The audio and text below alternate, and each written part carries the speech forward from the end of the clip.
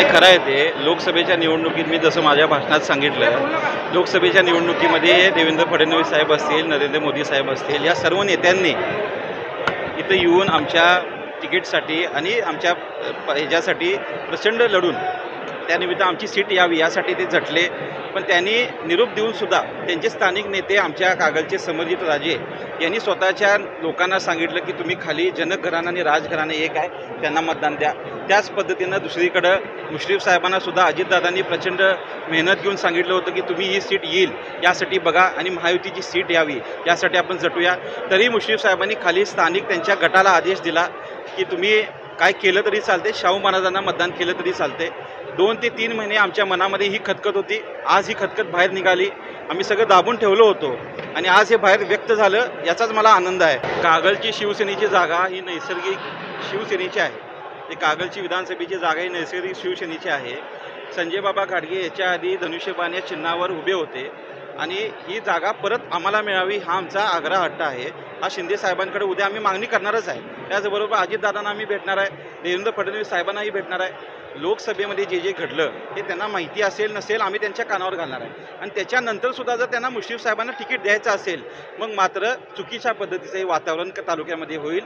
अविश्वास आमच्यावर ठेवण्यापेक्षा त्यांनी स्वतःवरच्या नेत्यांवर ठेवायला पाहिजे होता. लोकसभेमध्ये त्यांनी सांगूनसुद्धा त्यांच्या दोन्ही नेत्यांनी आम्हाला मदत केली नाही. हा माझा आरोप नव्हे, ही लोक सांगतील तुम्हाला. अजितदादा यांनी येऊन उमेदवारी जाहीर केली मान्य आहे, पण महायुतीतनं अजून उमेदवारी जाहीर अधिकृत झालेली नाही. आमचा आग्रह हाच आहे की महायुतीतनं या सीटला म्हणजे शिवसेनेच्या सीटला उमेदवारी आम्हाला मिळावी. आणि मुश्रीफ साहेबांच्या बाबतीत सध्या वातावरण फार वेगळं आहे. 10 पैकी 8 लोक म्हणतात मुश्रीफ साहेब नको. मग हे उद्या जर झालं आम्ही 8चं 6 करू शकेन, पण जर त्यांनी पडले तर ते सगळं आमच्यावर नाव ढकलणार. ते मात्र आम्हाला नको आहे. मी महायुतीचा नेता आहे, महायुतीचा कार्यकर्ता आहे. शिंदे साहेब जे सांगतील आम्ही तेच करणार. आम्ही शिंदे साहेबांच्या शब्दाच्या पुढे जाणार नाही हे मात्र आपल्याला नक्की सांगतो. पण शिंदे साहेबांनी आता सध्या मुश्रीफ साहेबांना थांबा म्हणून सांगा आणि युवा चेहऱ्याला संधी द्यावी एवढीच माझी. ते त्यांना फायदा वाटत असेल तर मग लढतो, असं काही नाही. फायदा हा उभारणाऱ्याला होतच असतो, नवीन चेहऱ्याला कधीही फायदा होत असतो. कागल तालुक्यामध्ये अँटी इन्कम्बन्सी आहे. मुश्रीफ साहेबांच्या बाबतीत लोक म्हणतात की 5 वेळा आमदार झालेत, 5 वेळा मंत्री झालेत, आता मुश्रीफ साहेब नको. मग हे झालं तर मग नवीन चेहरा मीच आहे. काय तुतारीला फायदा होऊ द्यायचा काय आम्ही? हे मात्र जमणार नाही.